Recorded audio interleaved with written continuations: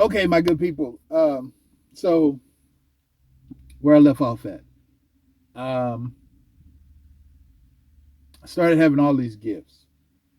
I had started noticing a whole bunch of stuff going on around the house, and I told you I was watching these tarot card readers, and there were certain ones that my wife didn't care for. She couldn't stand them. Every time that I would watch them, because I would watch them on the television, she would come in and raise Sam. She didn't cut for light underscore shield. And I don't think light underscore shield cared for her. That's just the vibe I got from the videos. But I'm cutting the story up because, like I told you from the beginning, these stories have so many branches on them that it's crazy. But so on February the yeah, I'm cutting out so many parts of it. Super Bowl weekend of 2024, and but it was so many. That was betrayal of friends. I mean, they hit a whole, you know, put a whole play together to try to. They didn't know how strong my intuition was, to the point where the Most High or my angels told me that somebody said, "Now his intuition can't be that strong." I knew that these people were finna try to steal our house. And I kept telling my wife that at the time until they tried to steal our house. You think she told anybody about that? No.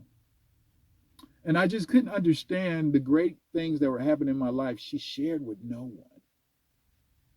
So when I would try to tell somebody this, it seemed like I was crazy. I had no idea that was the picture she was trying to paint. Um, but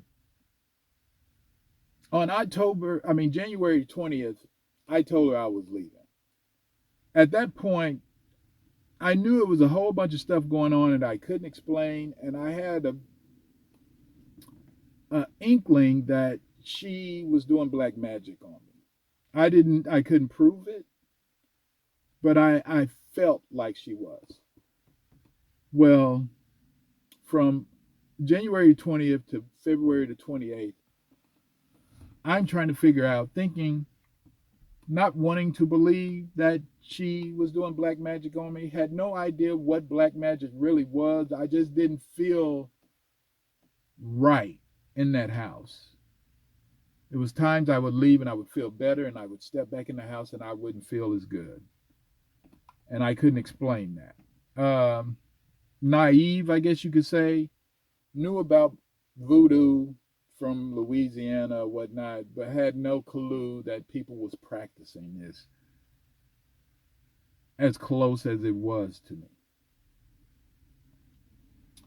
Um, but that point when I told her I was leaving on January 20th, um, all hell broke loose.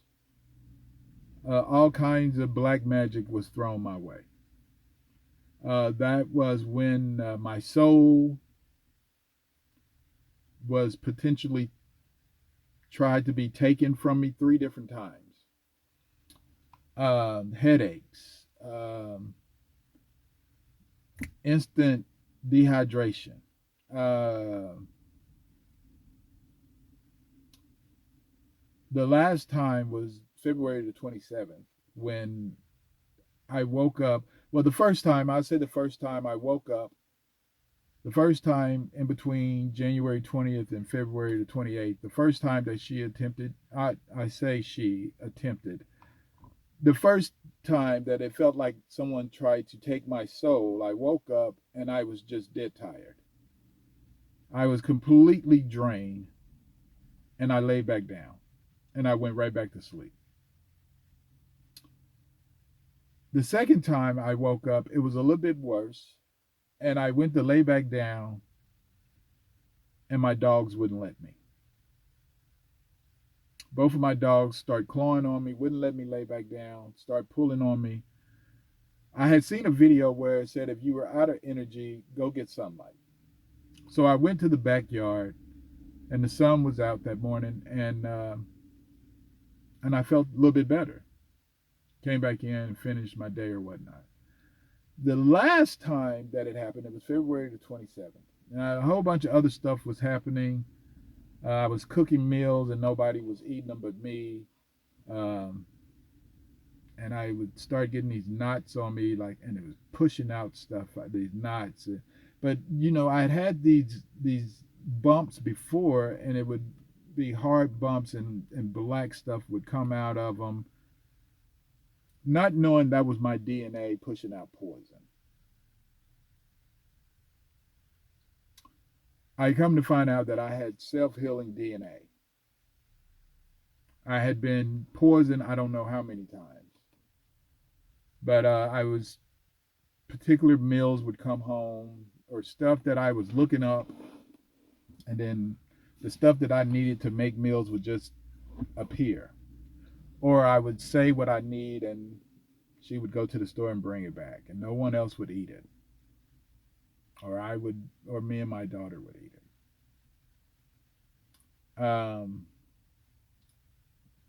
One thing I did learn later on that me, everybody that was in my vicinity was protected.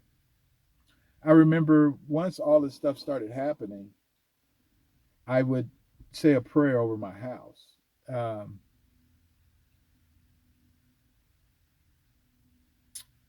Father God, protect this house, protect me and my family.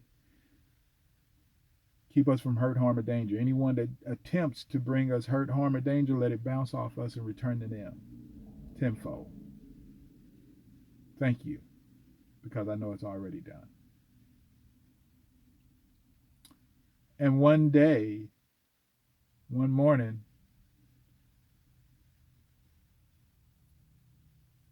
my wife said, "So you're praying against me now?" And I said, "What? What are you talking about?" And this was in the list of all the strange things she was saying. And the stuff just kept piling up and piling up. And of course, I never prayed against her because I didn't know she was doing anything toward me. But if that's the case, I guess I was. But February the 27th was the third time. And this time, I felt like I was dying. Um, I dropped to my knees. Um, and my dogs came to me again. I tried to crawl over to the couch, and they wouldn't allow me to. I made my way to the back door to try to go sit out in the sunlight, and it was cloudy. Um, so I made my way to the garage where my treadmill was. And I got on my treadmill for 17 minutes. Never forget, 17 minutes. And I snapped back a little bit. And I rushed out the front door with my dogs. And we went to the dog park,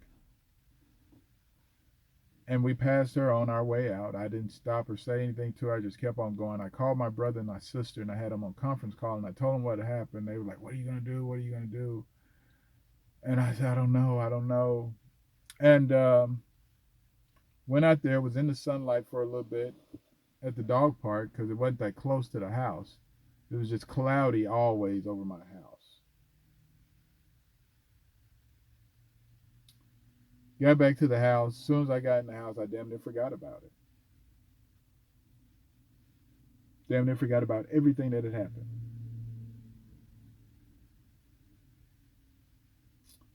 Went to sleep that night, and on February the 28th, I got up, went to the dog park, came back, and told her that I was going to the barbershop. They never followed me to the barbershop. They had the balls to come in there one time, and they stuck out like a sore thumb. And you about know why. But went to the barbershop, and I didn't smoke. I was still drinking the coffee. If you watch the other videos, you know what I'm talking about when I said the coffee. Um, but one of my wife's cousins said, "Man, you ain't never smoked with me." Now I used to drive trucks. I had stopped smoking. I hadn't smoked since 2006. No, yeah, 2006. And he kept begging me to smoke weed with him. And I said, okay. I finally smoked with him. We went behind the barber shop. Oh, let me rewind. On my way to the barber shop, my sister texts me, "Have you seen this video today?" And I was like, I watched some of the videos this morning, but they were all celebrating like this was over with. And she replied back to that message and said, "I see why." And by the time she sent that, I had arrived at the barbershop and I didn't watch the video. I went inside, I ended up getting high, and her cousin is the barber. And what it is he just tells me to come up there when his chair is empty.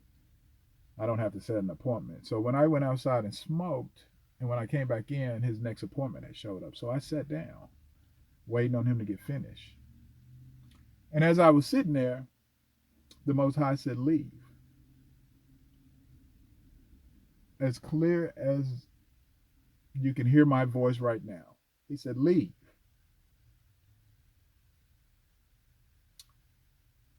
And I said, "Huh?" "Leave." So I got up. I walked out the back of the barbershop. Don't ask me why. Walked around the building and got in the truck. As soon as I got in the truck, the Most High said, "Play the video." So I pulled out of the driveway, out of the parking lot, and then started headed back to the house. And I played the video. And it was a two-part video by Light underscore Shield. Go check it out. It's two videos. Light underscore Shield. And you have to put her whole name. If you ain't never watched it before, they're gonna make you type the whole thing in. They did back then. They might have changed it now. But you had to, whenever you was looking any tarot card reader up back then, you would have to type their whole complete name in because they didn't want that on your algorithm. Um, and I watched the video. Before I watched that video, I knew that because I had caught my wife chanting over my head, and I tried to lay there to see what she was going to say next or what she was going to do, but I passed out and don't remember anything after that. So I had, if it was a puzzle, 1,000 piece puzzle, I had 985 pieces of the puzzle put together. Those two videos were the other 15 pieces. So once I got to the house, I was like, man, what am I going to do? What am I going to do? What am I going to do? I'm pacing. My wife is in the back office working. I'm pacing from the kitchen to the living room, to the living room, to the bedroom, to the bedroom, back to the kitchen, back to the living room. I'm pacing. What do I do? What do I do? What do I do? And the Most High said, "Leave." Now, all the videos I have been watching, tarot card readers, for 2 months, they have been telling me to leave. Transcend Ebony, she was the main one screaming at me, "You gotta leave."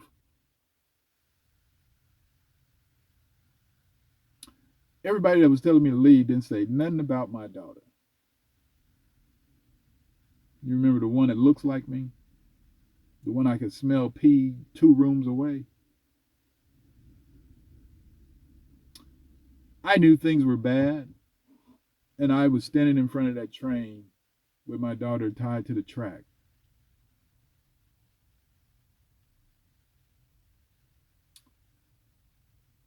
And that train just kept hitting me. until the Most High said, you can't save her if you're dead.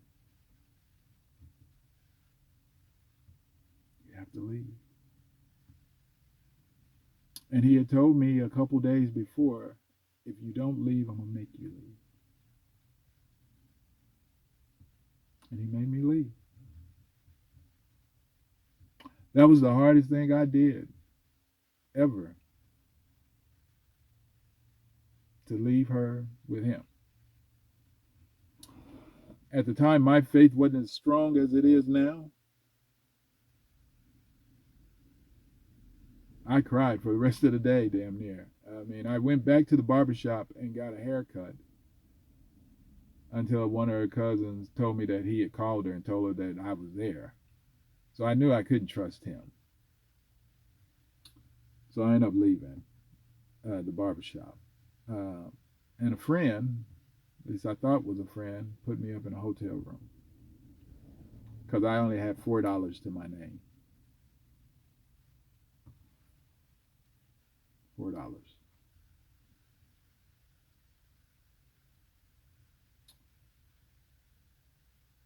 Because everywhere I went to go manifest money, they had put a halt to that.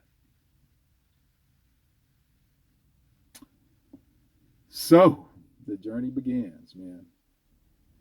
This is where it led me. All praises to the Most High. I will continue.